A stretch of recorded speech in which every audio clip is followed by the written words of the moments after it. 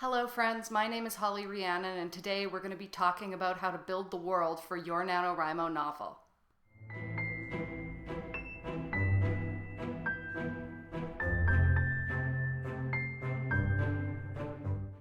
Greetings everyone. If you're new, welcome to the channel. If you've been around for a while, welcome back. Today I'm going to share some methods with you on how to world build in preparation for NaNoWriMo.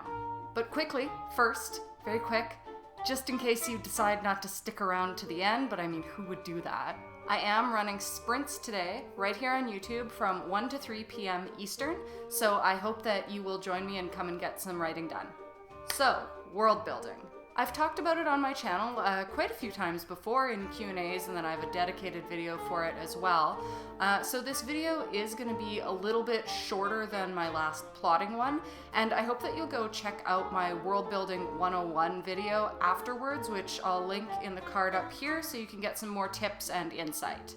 In world building, your goal is to build a strong world for your characters, but also one that your readers will want to explore right along with them. We're gonna dive right into this, and it'll be in 2 parts.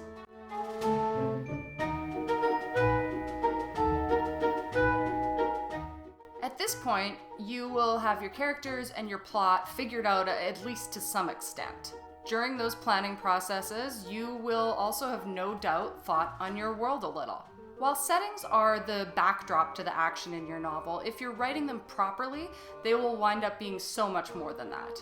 A setting should enhance the mood of your novel just as much as good character design or plot does. I mean, take Hogwarts, for example. For many, seeing that castle rise up out of the darkness when Harry arrives fills you with a multitude of emotions completely separate from Harry and his story. I mean, who doesn't want to go to Hogwarts? Walk the ever-changing halls, view its history, sit at one of those long dining tables and eat a magical feast while candles float above you. I digress. Hogwarts is as much a character as Harry himself. So, if you're going to describe Hogwarts with a mood, what would it be? I would say mysterious, warm, magical. For this first exercise, you're not going to start with a specific location. You're going to start with a mood itself, just to warm up your world building brain a little bit. Pick 2 to 3.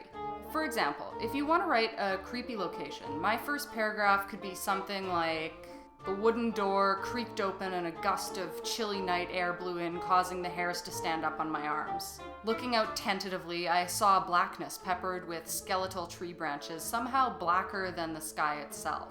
The only light was that of the blood moon. In the distance, I heard a scream. Once you've played around with this to your heart's content, you can go to specific settings from your novel. Go through your outline and pick out all of the settings you can think of, list them out, and write a sentence or paragraph to give yourself an idea of the mood of each.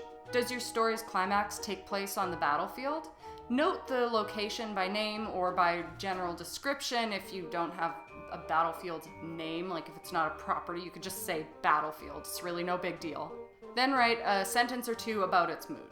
Keep this page on hand while you're writing your novel in November, and you won't be stuck trying to remember how you wanted these moods to flow through the story, because they'll all be recorded. One might say that you could figure this out while you're writing, but trust me, once you get into November, you will want as many creative ideas sorted out ahead of time as possible.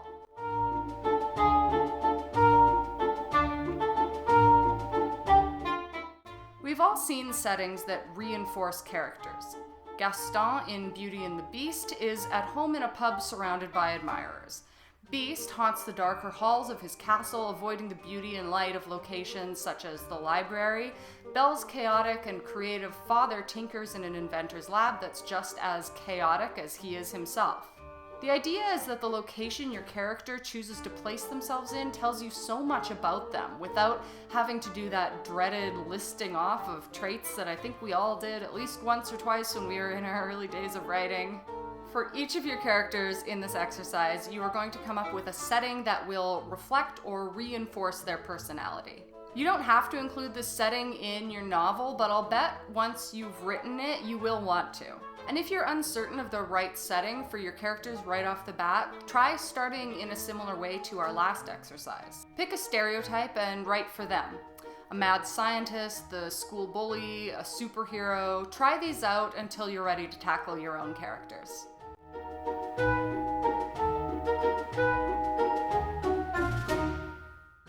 And that is all for today. I know this one was a bit shorter, which is a little odd because world building is such a huge topic. You can go on about it forever, in my opinion. But I hope that these 2 exercises do help you, and like I said, I have a lengthier, more in-depth world building video that you should for sure check out. I'll put it in cards, I'll link it in the comments and in the description down below, you know the drill. But wow, are we ever close to November? I can't wait to start writing. How about you? Do you have any tips for world building that you'd like to share with the class? Let us all know in the comments down below. Again, I will be running writing and productivity sprints a couple hours after this video comes out from 1 to 3 p.m. Eastern right here on YouTube, so I hope to see you there. If you can't make it, there are always Discord sprints during the week. You can find the link to my server, you guessed it, in the description down below. Thank you so much for stopping by. If you've been here for a while, thank you for sticking around. As always, if you have not done so yet, please remember to like, subscribe, hit the bell button so you actually get notified when I post new videos, and I hope that you are having a day that is just as wonderful as you are. Bye.